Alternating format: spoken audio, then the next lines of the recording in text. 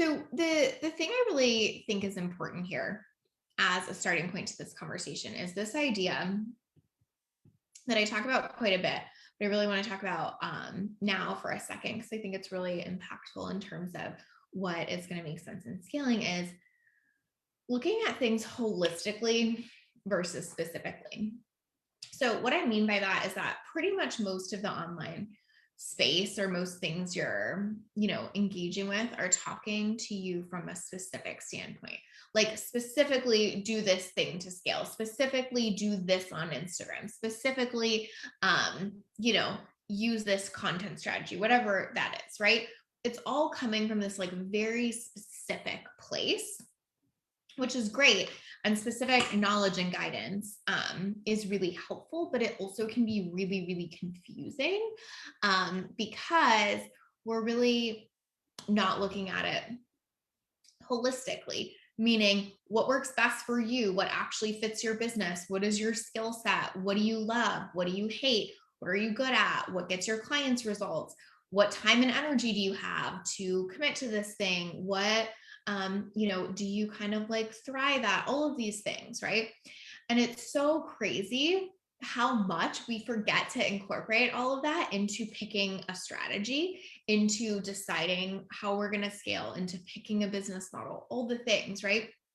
We are so quick to just think, oh, specifically someone said I should do this, or I watched this thing on this strategy, and so I'm going to do it, instead of stopping to ask the question of like, and holistically, how does this work for me, my life, all the things I just listed, right? So we'll go over some questions you can ask yourself around that, but I just kind of want to level set with that first, because I feel like it is one of the things that gets so confusing in our space, is that we kind of feel like we just have to run with like a specific strategy because we like heard it works best, or heard it's working well for someone else, whatever that is, and it can just be so damn confusing.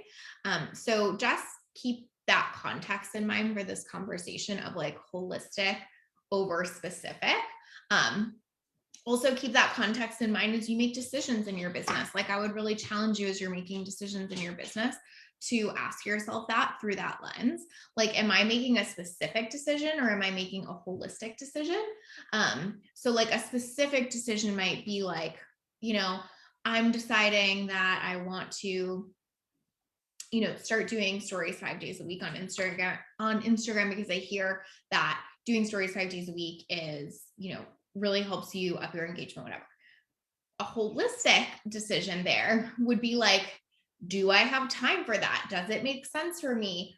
What actually, like, am I trying to get them to do from that? What is that engagement going to do for me? How does that fit into like the time and energy that I have to put into my business, et cetera, right? So make sure you're asking those holistic questions, because when you do, you're going to feel so much better about the stuff that you're putting into place, versus when you just do the specifics and then you say start doing that and then you realize like, wait, I don't even fucking have time to be doing stories 5 days a week, and now I'm like really overwhelmed and really burnt out, and now I have to stop and redo the strategy again, right? That's not holistic, that's not long term, that's not sustainable, right? So I just highly recommend that becomes a lens that you look at things through, because it will be such a game changer.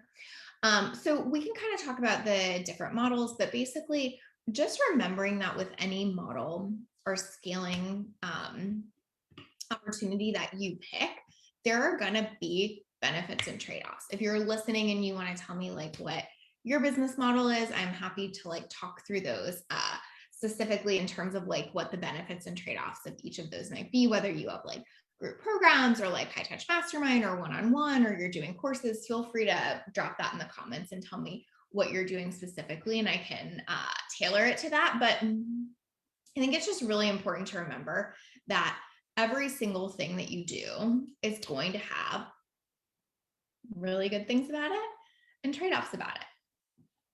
And the online space is kind of built to make you think there is one perfect strategy to pick, and that if you, or one perfect scaling plan, and if you could just pick it right, then whatever, you have no problems basically. And that is not a thing. It is just not a thing. So just remembering that in anything that you are deciding on in terms of scaling and how to decide what the right fit is for you, trade-offs are going to come with that. That's something I talk about constantly. So I'm sure if you have listened to me for any length of time, you know that conversation. So I won't spend the whole time on it, but just knowing that is so freaking important, because it's really going to be the thing that makes it feel so much better to decide what your scaling strategy is, because you're really going to be in a position where it feels like you're intentionally picking, knowing that there are some trade-offs involved in it, instead of feeling surprised by those later and then thinking something has gone wrong because this trade-off is showing up, right? Hey, Stephanie. Stephanie says, I'm super interested in a high-priced mastermind. I'm just getting started, so I haven't done any preliminary steps, but taking advantage of your guidance. Awesome. Totally. We'll talk about that. Hey, Emily. Emily says, I have a 6-month one-on-one coaching program and a 12-month 20-person mastermind, running small 3-week program every so often. Okay. Super, super helpful. So let's just go through these for a moment, right? So high-priced mastermind, right? So the thing about, well, Stephanie, actually, can you tell me before I answer that, because I feel like it's a different question, but can you tell me before I answer that is, are you planning on doing like open shut launches, or when you say like the high ticket mastermind, are you thinking about doing like an always open rolling enrollment model? Tell me that, and then I'll come back to that. Kylie says, I have an open membership model, and I was wondering what kind of strategies you would recommend, seeing as I don't really launch and such. Cool, Kylie, we can get to that. We'd love advice on how to scale what now. Awesome. Okay, Emily. So you have a 6-month one-on-one coaching program and a 12-month 20-person mastermind. You're also running a small week program every so often. So really, I think what's interesting about what you're doing is it's sort of a hybrid model, right? So it's basically like a lot of different components combined. So it's like high touch mastermind, one-on-one, small 3-week program. I don't know how high touch or not high touch that is, so feel free to tell me that there. But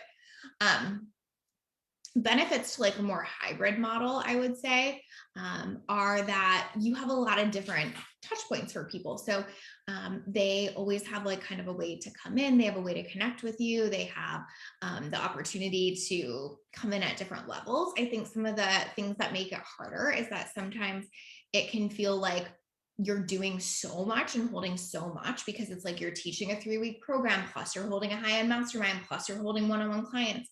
So you're putting out a lot and holding a lot, and they're all kind of different. So you're having to change how you operate in each of them a little bit. You know what I mean? Like it's sort of like you're going to wear a lot of different hats. Like if you're building a business that's primarily like just course-based or just membership-based, you're kind of wearing one hat in terms of service delivery. Obviously, as CEOs, we all wear a lot of hats, but in terms of service delivery right now, Emily, you're wearing a lot of different hats. And so you may over time decide, I love that. And that's what keeps it exciting and fun for me. I love wearing different hats, and that feels super enjoyable. Or you might decide, okay, well, now I've experienced all 3 of these, and there's one of these that I love the most, and I'm going to scale the shit out of that one thing. I was literally just having a conversation with one of my clients today who her business is going to do probably like 1.7 million this year. And what we were actually doing is like getting rid of some of her stuff in her hybrid model to be able to do that, so that she can scale more easily instead of feeling like she's wearing so many hats and like there's so much access in her business. And so that's like really helpful, is sometimes once you've had the hybrid model to refine and be like, cool, which of these is the thing, right? Oh, you just answered me. Great.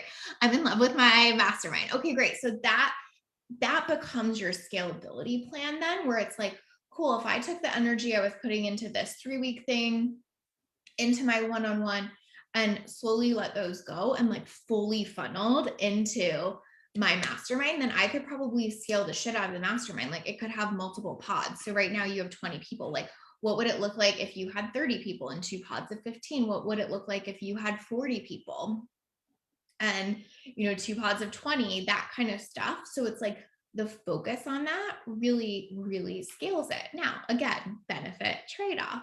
The trade-off is that most of us get shiny object syndrome, you know, where we're like, oh, but what about this? And I want to try this and all that. But a lot of what scaling is really focusing on one thing and doing it super well. So another thing I was going to talk about, which you kind of just gave me the perfect in to do, is something I talk with all my clients about as they're scaling, which is the number one thing that I see. What's the word I want to use? Hurt people, burn people out is maybe the way I want to say it. The number one thing I see burn people out in our industry when they're scaling is not being willing to leave money on the table, which sounds so counterintuitive since scaling is about making more money. But at a certain point, a lot of things are working in your business and a lot of things are good ideas. That client I was talking about earlier, like she has a really like highly engaged audience. And so pretty much things that she offers them works. And they ask for a lot of things, right? They're like, it would be great if you did this. I would love if you did this, right? So she has to really be like, I am okay with leaving money on the table. I am okay with the fact that this person wants to pay me now and they might have to wait until the next round of this mastermind opening. So Emily, that is like a good thing to think about too, which is like, it is going to be this weird trade-off where it feels like, wait, but someone would pay for my one-on-one and I don't have it anymore. Wait, but someone would probably get in a 3-week program with me and they have to wait till the mastermind opens again. Like it can really mess with you a little bit, but it is what makes it so scalable because you have this well-oiled machine and because people are excited to wait for that, as opposed to there's just like always a way to work with you. And so, you know, there's never any urgency when it comes around. So again, do you see how there are benefits and trade-offs to each of those? Oh, what did you just say? Great. And also help me choose not to have a low-cost membership program. For sure. That makes no sense for you, right? That makes no sense for you. Because you know you love the mastermind and you want to fill the mastermind. And so to put yourself in a position where you're actually giving higher access at a low touch price point, why? You know what you want to do, right? But again, that's the can I leave money on the table kind of thing, because in your head, this is what we all do. You're probably like, but there are people who would pay for this low touch membership. Did you say low touch? Am I making that up? Low cost. Sorry, I don't know why I said that. There are people that would pay for this low cost membership that wouldn't pay for my mastermind. That's okay. It's okay to leave money on the table. The way to scale is to be willing to leave money on the table sometimes, right?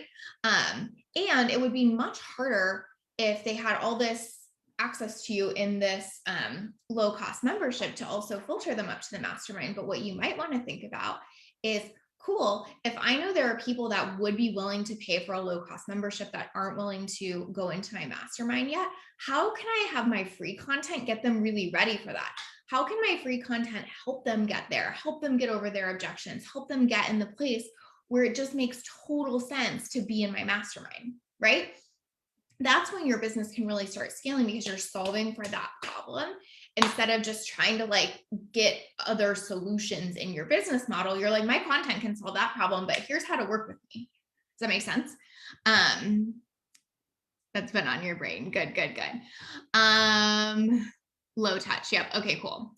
I'm going to come back to you, Steph, in just one second.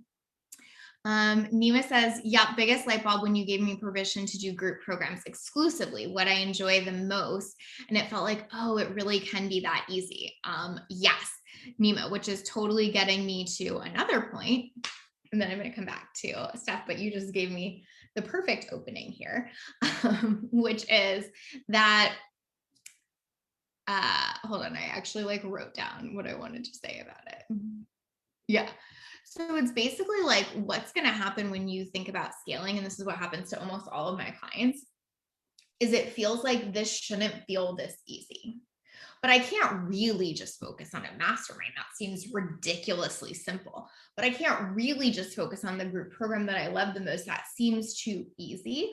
I have like almost never had a scaling conversation with someone that didn't have some flavor of, but wait, don't you think that's too simple? But wait, don't you think that's too easy? Again, conversation I was having today with my client as we were like really refining stuff, that was basically the whole thing. But that seems really easy. And it seems like really scalable. And it seems like I would make a lot of money from filtering that in, like we did the numbers and stuff, right?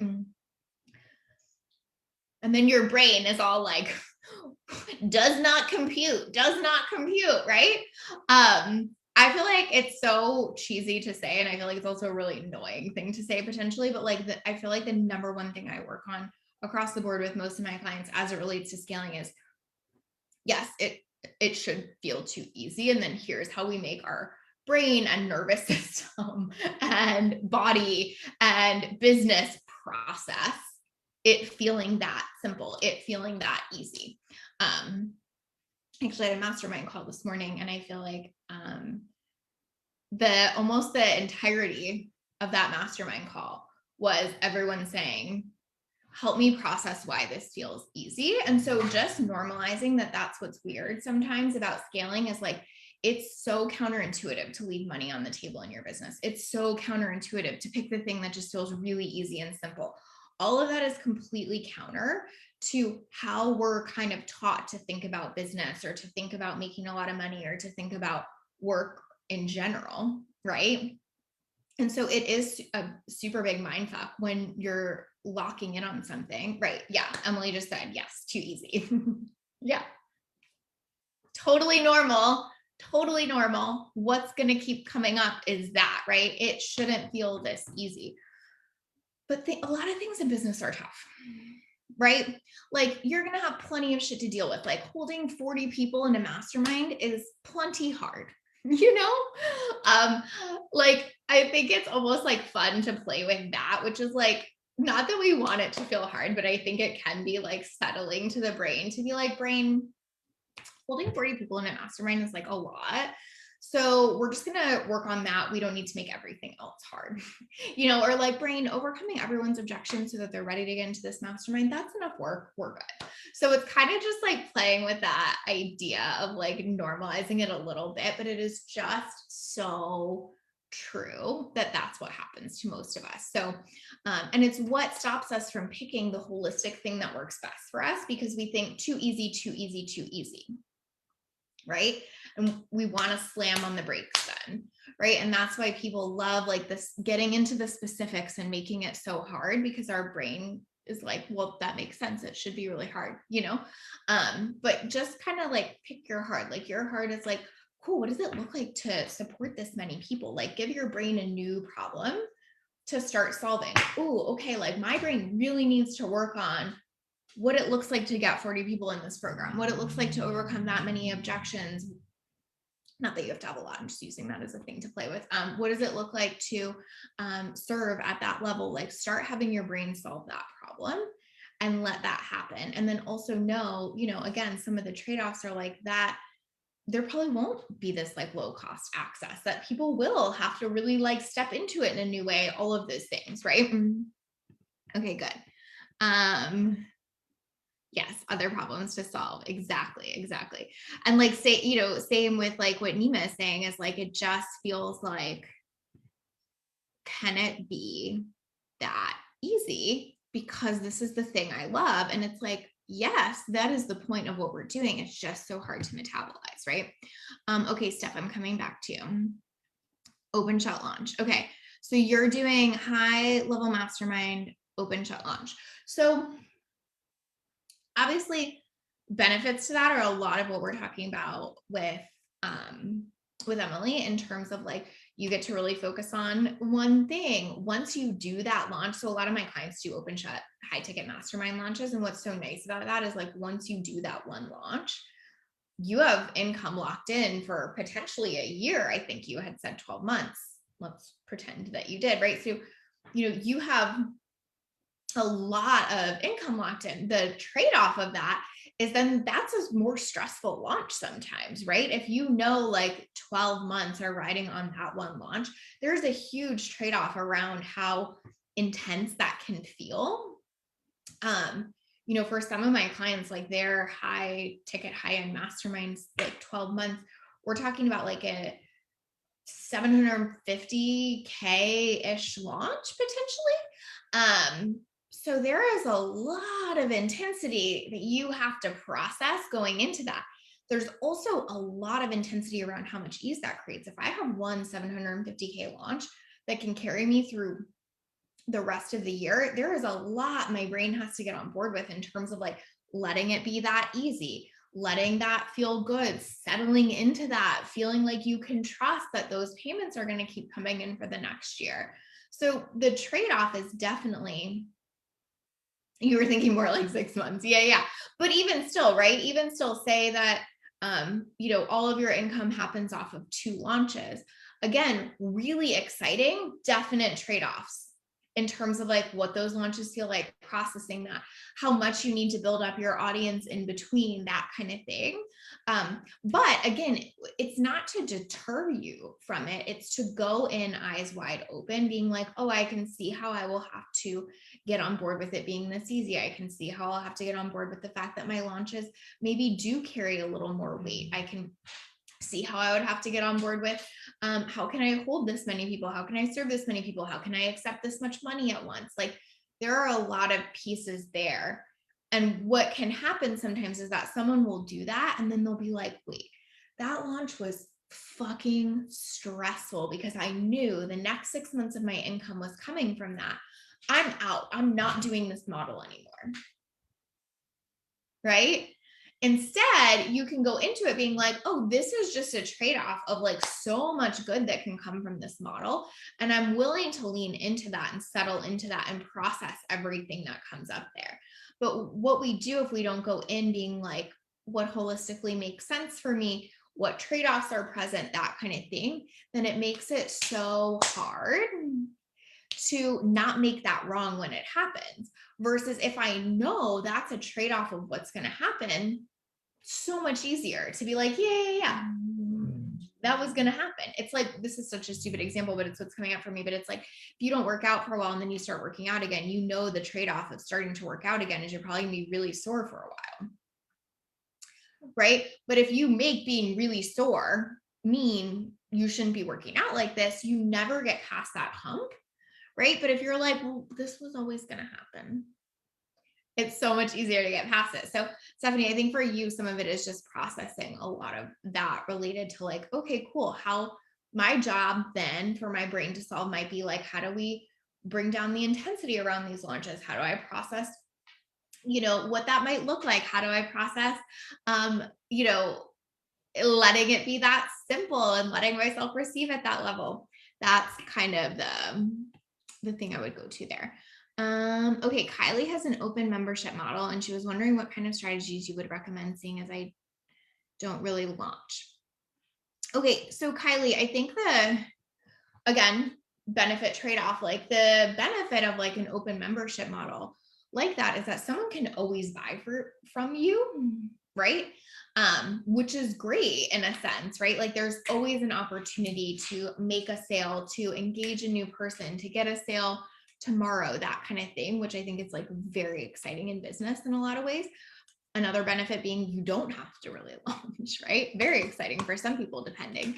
And another benefit being that it compounds over time, right? So a lot of things like a course or whatever, it's just like people come in, they pay, they leave. With a membership, obviously, the benefit is the compound effect over time. Like if more and more people get in this thing and more people stay and you have great member retention, that's a whole thing. Now, I think one of the biggest downfalls or trade-offs of a membership like that is that number one, it's hard to have urgency. And number two, you have to focus so much of your energy on member retention, which can feel kind of stressful because your ultimate result will come from retention over time, right? Where with like launching, your ultimate results like pretty much come in terms of like that initial 2-week sale or whatever, where a membership, most of your results will come because members stay and retain over and over and over again. And so again, like, this is what I think happens to people. They'll go into the membership model because like whatever, they think their audience needs like a low cost offer, but then they don't realize how much work it is to retain members and keep them staying and keep them engaged and keep them wanting to pay month over month over month, so that compound effect can happen. And then again, it's just like quick to be like, oh, that wasn't the right thing, what else should I be doing? Instead of like, well, that trade-off was always going to be present. Do you still want to run a mastermind if you know that member retention is going to be your number one focus, right?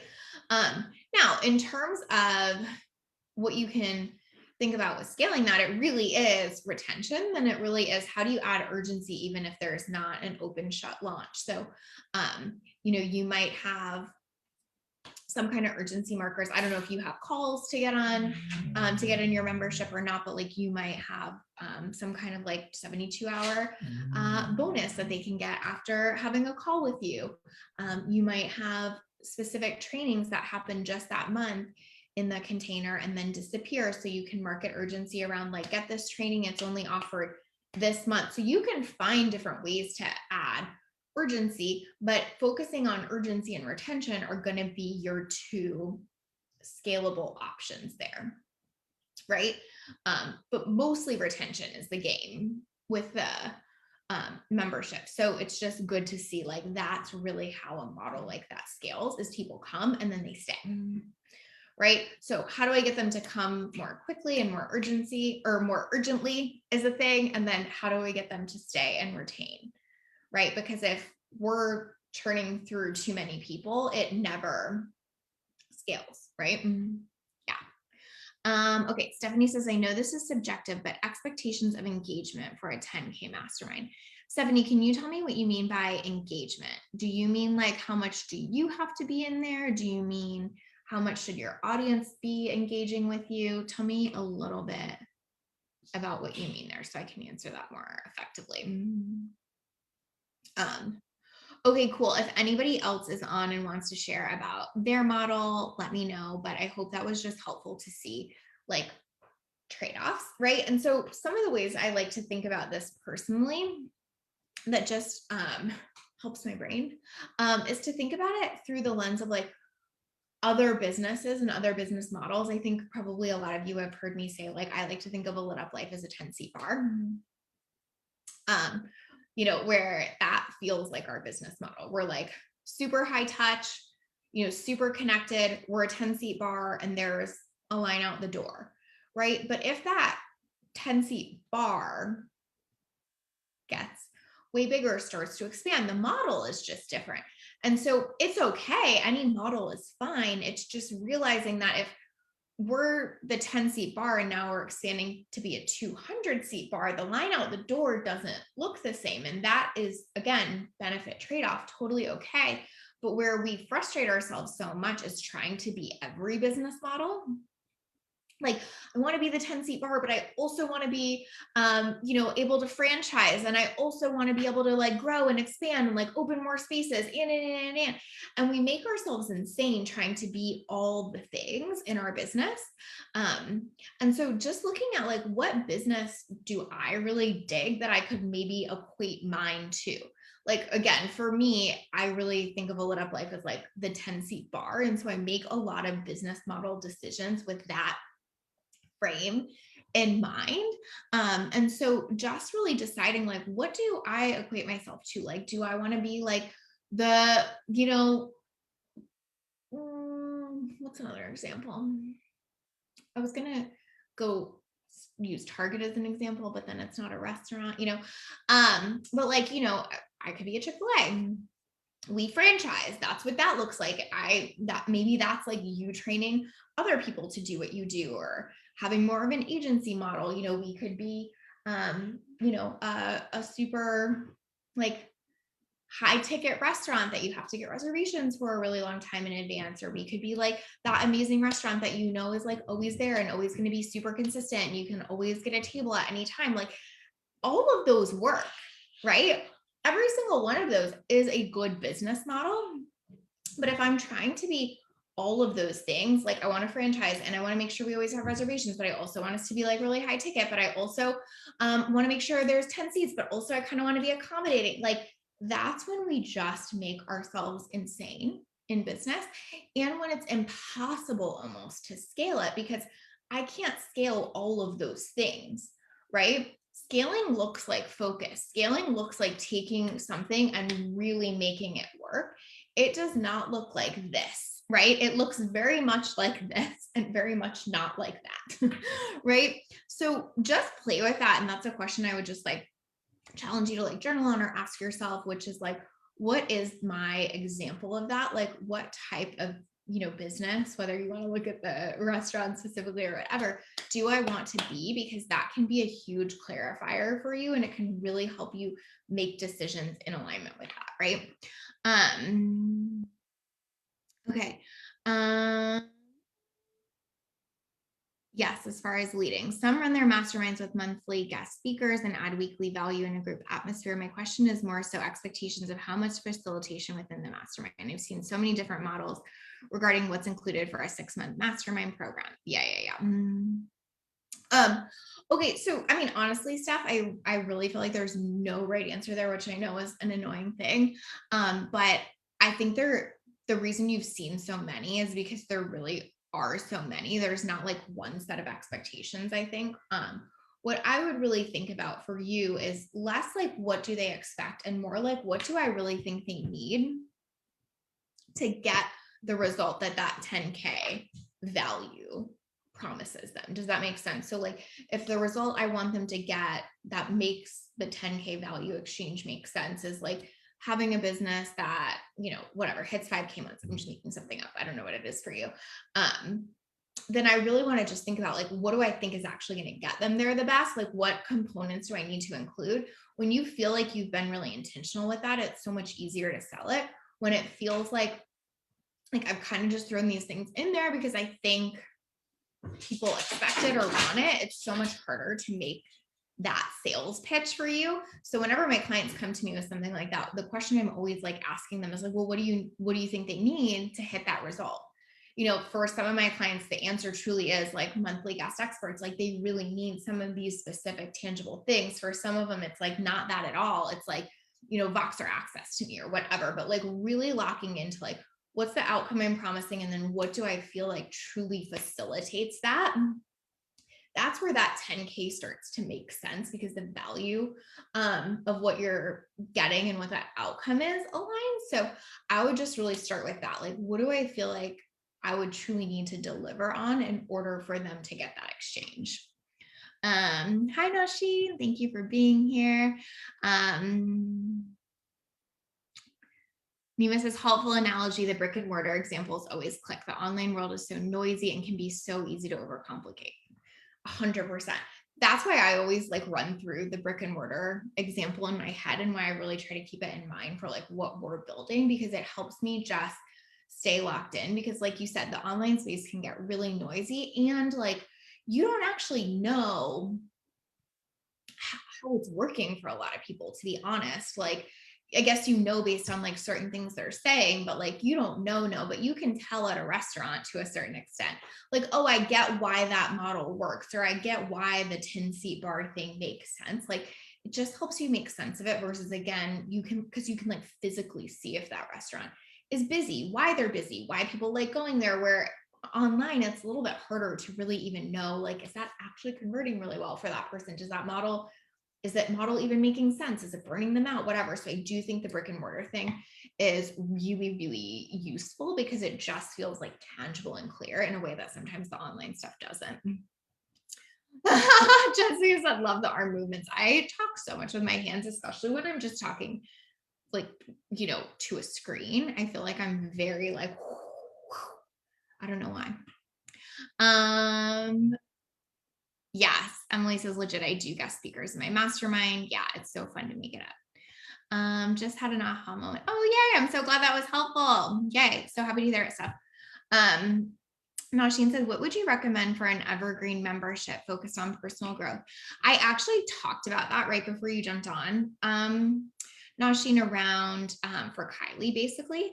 And what I was saying to her, and I think probably helpful to go back to a little bit, is basically like a membership is built on member retention. And then like, how do we add some of that urgency? So like, what would be the urgent reason to join if it's Evergreen? And then once people join, how do I really retain members? Because that's what makes it scalable. And so sometimes, you know, people go into a membership forgetting that member retention is going to be the biggest thing. And so just kind of going in with eyes wide open around that. Kylie says, I'm struggling a little to get the amount of people that I want into my membership. Do you think running a competition is a good idea? I'm not sure about competition. I'm not totally sure what you mean there, but what I would say in terms of getting up number is figuring out, like, is the reason the number isn't up because the interest isn't there?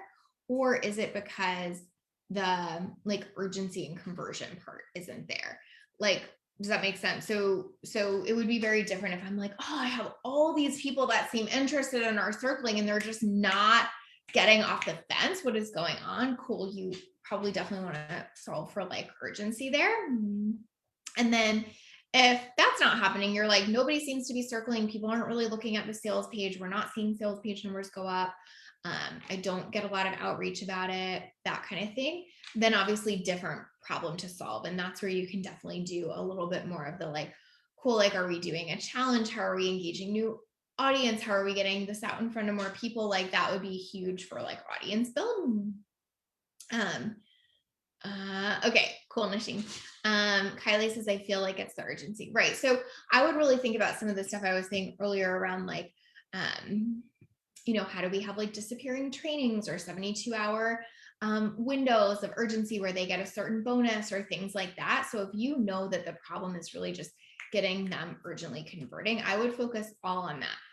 Setting up those urgency pieces, even speaking to that in your content a lot. How can you make a lot of your content focused around why now? Why should they get in? What's the thing? What's the bonus that's going to disappear this month? What's the training that they're going to be able to access if they get in now? Like a lot of content around that is going to be really useful for you to be able to find that opportunity to say like, cool, we have a lot of people here. How do we get them in?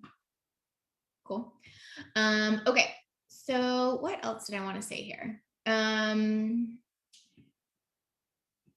Yeah. So basically what I was saying earlier is the reason I talk about this so much in terms of like how to filter which one is right for you is because what I see a lot of people do in our space is try to do all of them or many of them, because they're like, well, one-on-one works really well for this person. And I have some people in my audience who wants that, but like also mastermind works pretty well for this person. And I could see how some people would buy that. And then also I have a bunch of people that want to buy low ticket. So maybe I should create a membership site because I said, and then it just gets so intense, right? Because we're trying to do all of these things and we can't scale it. So the biggest like takeaway besides know your benefit and trade-off is also like really challenge yourself to pick and stick. I say pick and stick a lot when it comes to strategies, but definitely with business model too. If you really look at a lot of people in our industry that have scaled, it is really because they have doubled down on a lot of things, or on just a couple things. Like I know for me, my business, the only reason we're at the point that we're at is because we have gone all in on something and, you know, really have built that conversation with our audience, even like, I guarantee if I tried to launch like a group program right now, it seems like, oh, that would be so easy for you. Sure, I could, and I know that I would have buyers, but my audience knows me so well and is so conditioned to know how much I believe in one-on-one, how much I thrive working like that, how much my clients thrive working like that. Like there is such a mentality around like thinking about one-on-one and thinking about that being our number one offer, that if I started incorporating a lot of other offers, I know I would have quite a bit of like work to do there in terms of helping our audience to understand why they would even want to do that. And so the point in saying that is that it's not like, oh, you just get to this certain place in business and then everything works and you can launch literally anything that you want and everyone buys. It's not like that. It's like, I've talked about this thing for years upon years, this thing being one-on-one, for years upon years. And that's why it works really well. It's because I've talked about it for years and years. So it's like, think about if you had a mastermind that you just doubled down on and talked about launch over launch over launch, got people results, launch over launch over launch, got more and more people going through it, more and more testimonials, more and more traction, more and more people in your audience knowing about this mastermind. Like that's when shit pops, right? And so really, really pick and stick, but then figuring out which one of those and how that works best for you is such an important thing to think about. So I do want to end by giving you some questions around that. How much is too much talking about it? I mean, really, there's not. I know that's like the most annoying answer ever. But truly, I don't think you can talk about that too much when that's what you're trying to convert. Like I could never talk about one-on-one too much, in my opinion, because it's literally what the whole business is based off of. So I feel like sometimes we can feel really bad, like talking about something too much, but your whole business is based on that. And it's like the whole purpose of what you're doing. So talking about that too much really isn't a thing. I mean, as long as you're continuing to give value, which I'm sure that you are, there's really not like a too much. Like most of what I see is that the more you talk about it, the more it works. I really don't ever see that go in reverse in a big way unless you stop giving value. So I feel free, run at it, How long to stick to a strategy or business model before we know that it is not working for us? I mean, Nasheen, the thing I would say there is I really don't feel like there's just like this one thing that happens where it's like, oh, that just literally doesn't work for you. I think you can pretty much make most business models work. But again, there might be trade-offs of like, okay, like this audience is really struggling with this, or I really need to get them to this point to believe this or to convert in this way. Like there's always another problem to solve if you want to keep sticking to it. So what I would really say is more like pick the business model that you love the most. That's like this whole conversation of like holistically, what do you love? And I'm going to give you some questions on that, but like truly pick the business model that you love the most. And that's what's going to make you want to stick to it and want to make all of the adjustments required there.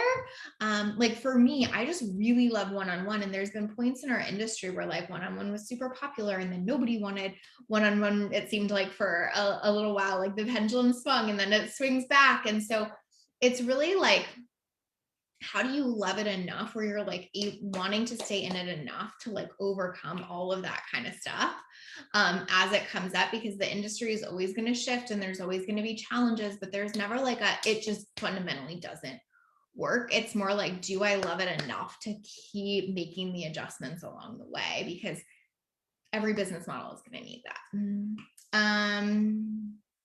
Okay, good. Jessica says, I'm trying to nail my one-on-one curriculum so it becomes more scalable over time, but I do worry that the more I focus it, the narrower it will get. But I feel like my audience needs the specificity of what they're getting versus just selling them X months of coaching. Yeah, I think like, Jessica, what I would say there is that like the trade-off might be that it does like narrow in more, like it's kind of what we were talking about here, where I feel like sometimes we can make ourselves a little bit crazy trying to be like, where's the thing where there's no trade-off associated with it? That totally might just be a trade-off. Like it does narrow it in, but if the benefit is, but it helps them convert way better, it gives them clarity on what we're working on. If these people haven't worked with a coach before, it makes it seem a lot more palatable, a lot more safe. That, in my opinion, is a worthwhile trade-off. And, in terms of it getting narrower, like that can be a trade-off, but also it can be a benefit sometimes too, where if it's like, it is getting narrower, but it's actually helping me focus in on this one type of person more, speak to that person more, et cetera, that can work really well too.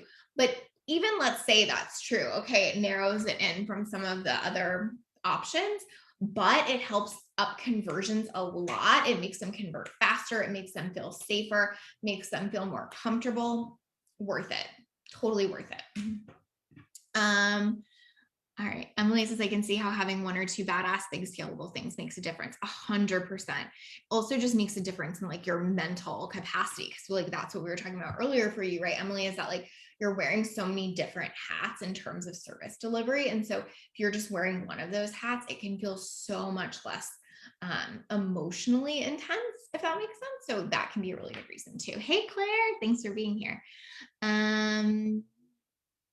Okay, cool. Nasheen says, I love that. There is not too much. It made sense to me at first. Then I felt like people will feel like, is it too much? But then someone told me people are on your profile 24/7. Get over it. Yeah, totally. I think that honestly, if people don't want to hear about your offer, like they really don't have, like they can go away. And I know that sounds so cheesy and silly, but I think that it's one of those things where we just have to look at it through a business lens versus a personal lens. Like, it doesn't make sense for my business to have a bunch of people listening that are completely uninterested in one-on-one. So like permission for me to talk about one-on-one a lot, because that's what my business does. Right.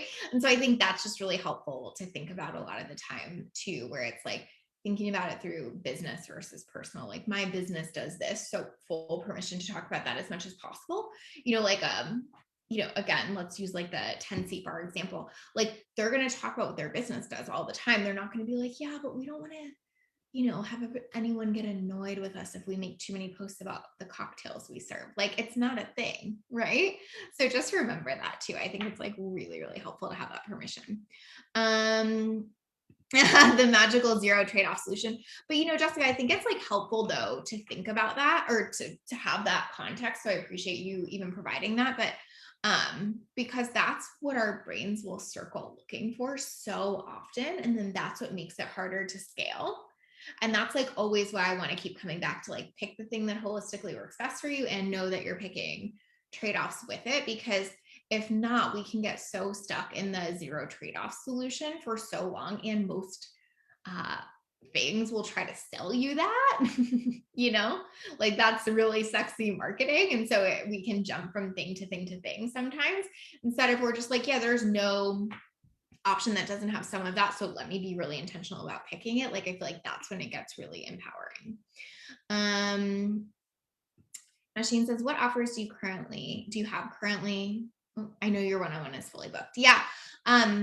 So basically, we have value-centered sales mastermind. We are full for July, but I believe we have one spot for end of September, early October. And then I actually, if anyone here is on my wait list, I am going to open an in-person intensive weekend for sometime this summer, probably in the next few days. So if you want that and you're not on the wait list, jump on the wait list. If you're already on the wait list, be on the lookout for that. I'm really, really, really excited about it. I haven't done it in person in so long, but like, I'm fully vaccinated. Florida is open. So I'm going to do that. And I'm also going to include accommodations and everything. So I think it's going to be really, really, really fun. I just want to be in person with someone so bad. So that is coming. If you're on the wait list, if you're not on the wait list, get on it, because we're going to send out that email shortly. Emily says, how do we get in on that MM spot? Awesome. Emily, just send me an email and we can talk about the September, October spot. My email is lacey@alituplife.com. But yeah, shoot me an email and we can talk about that for sure. But yeah, so truly though, like, and I think this is maybe just helpful to say, like, I do really focus on one thing, and we do have a big wait list. And so it does look like leaving money on the table. It does look like, focusing on one thing and scaling that one thing, but it seems so counterintuitive, but it works. Like what I love the most is one-on-one, and it's what feels the best to me. And because we focused on that so much, it is such a thing that people want from us, right? And so I think it's just helpful to see that we're like, yes, having a big wait list does mean you're leaving a lot of money on the table, and it means that you're scalable. So just keeping that in mind as an example too, of like why you kind of have to pick and stick and like be okay with the fact that you can't be everything. Sometimes it's all fucks with me a little bit. I'm not going to lie, but like, you know, I wish I could be everything to everyone. And sometimes it's so compelling and tempting to be like, maybe I should do this. And what if I gave them this? But it's just not what serves me most. And it's not what serves everyone else the most. So I want to give you these questions really quickly before I forget, because I know this has gotten a little bit long and I so appreciate y'all sticking in here with me. But okay, so I really want you to think about picking the thing that's best for you, because like we were talking about earlier, you're going to have to do a lot of work around it, no matter what it is. Every model we've talked about today has both physical, mental, and emotional benefits and trade-offs and work that comes from it. But if you pick the thing that you really, really love and feel good at, I'm going to give you some of those. That's when it gets easier and scalable, right? Like with one-on-one for me, like I have picked the thing that I really feel best at and really love. And that's why we continue to grow. And I see that with so many of my clients. Most of theirs is not one-on-one, honestly. But when they find that thing and they really lock into it and they pick it and run with it, that's when things start to blow up. So questions for you. What am I best at? What do I enjoy most? What do I find easiest to execute? What do I see the biggest results with clients with? What time and energy contributions make sense for me? Okay, I'm going to read those again in just 1 second if you didn't catch them. But the thing is that those sound so fucking cheesy, right? Like, what am I best at? What do I love? Right? It's so funny because it can sound like, oh my gosh, that is the most ridiculous, like cheesy personal development-y question to ask as it relates to scaling. But the reason I ask those is because the longer I do this, the more convinced I am that when your business model checks these, when you're doing the thing that you feel best at, when you're doing the thing that you enjoy the most, when you're doing the thing you find easiest to execute, when you're doing the thing that gets your clients results, when you're really aligned to your time and energy contributions, that's when you have a long-term sustainable business. That's when scaling just kind of starts to take care of itself, quite honestly, right? Because you're just moving in a way that is most aligned with you. When it stops taking care of itself is when you're trying to like hack it. You know, when you're like, what's the thing I can find that supposedly works the best versus what works the best for me? What's the thing I can find that seems like it would make me money the quickest versus what is the thing that I would just be so excited to like run at and sell the shit out of because that's what makes me money the quickest, right? Like when you really can come from that place, it is so much simpler to scale a business. When you're not coming from that place, it feels so fucking hard. And again, based on what we were saying earlier, the mind fuck is that all of that's going to feel easy. But trust me, there are plenty of things that are hard about business, right? Even if all of these things are true, you're going to deal with plenty of other things that are tough about business. So don't make this one of them. Don't build the model that literally doesn't fit you, thinking that like, if you can just get there and make the money, then it will be fine. Build the model that fits you, and then it is so easy to make the money. Again, I recognize how cheesy that sounds. I really, really do. And it's just true. I think it'll be 6 years that I've been doing this in July. And that is the truest truth I know from this, which is pick it based on these things, right? So again, I'll ask you the questions again. What am I best at? What do I enjoy the most? What do I find easiest to execute? Where do I see the biggest results with my clients? What time and energy contributions make the most sense for me, right? And I'll even just answer those so you see the example. What am I best at? I always feel like I'm way best at like going deep and personalizing. Like you guys even see this in my live streams. Like I want you to ask questions. I want to personalize my answer. Like I am not like the best, like broad scale teacher by any means. Like someone else is way fucking better at that than me.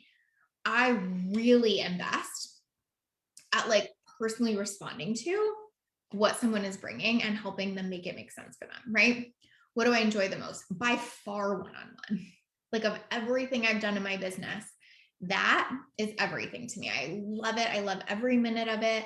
I could do it all day long. Like I just enjoy the shit out of it. It's why I'm doing this in-person weekend intensive because it's like kind of for me. It's like super selfish in a way. The person that comes will get a tremendous amount out of it and a huge amount of value, and it'll impact their business greatly. But mostly like, I just really like one-on-one and being in person. So like, that's what we're doing. Right. But do you see how that's where it gets to be fun and enjoyable and exciting? Where I'm just like, I want to do that. I love it. You know? Right. And then to sell it is simpler, right? To execute on it is simpler. So then the next question, what do I find easiest to execute? 100% is getting on my calls. If there's one thing in my business that I can execute on reliably, no matter what, it's getting on those calls. The other stuff, like if you were like, whatever, like, I need you to make a course module, I'd be like, wow, I'm going to need a minute for that. Like, that's just not my zone as much. It really isn't. Like, I can do it. I have course modules and value-centered sales and things like that. Obviously, I can get on here and teach. I do solo episodes on the podcast, but truthfully, like, it just takes more from me. It's just a little bit more. And again, a lot of people feel the opposite, where someone's like, oh my God, I could make modules all day, but getting on one-on-one calls takes a lot out of me. Totally fine. Don't fucking do it then. Right. Like if I had 5 hours in a day and someone was like, you know, you can spend those creating teaching modules or doing one-on-one, like they're like, it would be a split second answer, right? Okay, so that's what I find easiest to execute on. Where do I see the biggest results with clients? Same answer. You see how it gets easy, right? Where I always see the biggest results with my clients by far is one-on-one. By far. It's amazing. It's miraculous. It's so transformative. I see such huge results with that. I see it in every call and every session. Like, that is it for me. Now, that does not mean one-on-one is the only thing that gets you results. Like, I have clients who see way more transformation in like a mastermind setting based on the type of work they're doing and that kind of thing than they do in one-on-one. Yeah. No right, no wrong, but know what that is for you. I know where I can get my clients the biggest results is one-on-one. What time and energy contributions make the most sense for me? Again, this is such an important thing to think about and answer. For me, and I've talked about this a lot, like I like working. I always have. It's always been like a thing for me. My parents like even joke about it. Like, that's just like always been a thing. I just like it. I thrive in it. And again, I have the bandwidth for that right now. Like if I have a kiddo or make different life choices in the future, like maybe that won't be true for me, but I have a pretty big amount of like time and energy capacity right now because I don't have that. So like, again, it just makes sense. So you can see how if I answer all of those questions, my model, my scalability is so obvious. So answer those for you one more time. What am I best at? What do I enjoy the most? What do I find easiest to execute? Where do I see the biggest results with clients? What time and energy contributions make the most sense for me? If you answer all of those, I guarantee you there will be a theme, right? And I guarantee you it will start to feel more clear. And again, kind of cheesy, really works. Right? Thanks, New and you. I said fucking love these questions. Golden as always. Yes. Claire says one-on-one for her. Totally. Kylie says, do you have a training about how to get people on those calls? I also offer one-on-one, and this is something I struggle with. I'm not sure what you mean about those calls, Kylie. I can't remember what I said specifically about that. Feel free to tell me, and I can try to point you in the right direction. If you're just talking about getting people on sales calls in general, there's a lot of content around that on Literally, so I can probably point you to the right podcast or that kind of thing. I can always do a live stream coming up on that as well. So yeah, sales calls. Okay, cool. I'll let me make myself a little note. Can't believe I didn't have my post-it out. I always have my post-its out. Okay, sales calls, links.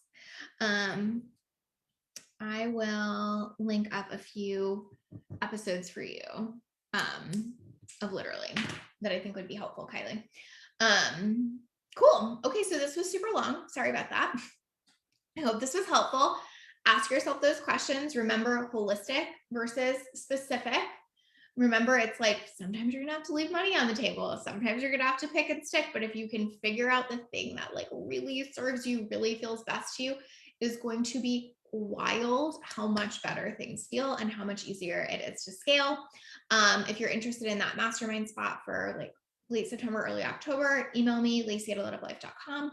If you are interested in the weekend intensive, you can email me as well, or get on the wait list. I'm only going to release like one this summer, I think, because I really, really, really want to do it, as I've been saying, but also time and energy management. I don't want to start doing them all the time, because obviously like also holding a lot of one-on-one clients and that kind of thing. So I think they're only going to do one this summer. So if you want to let me know about that too.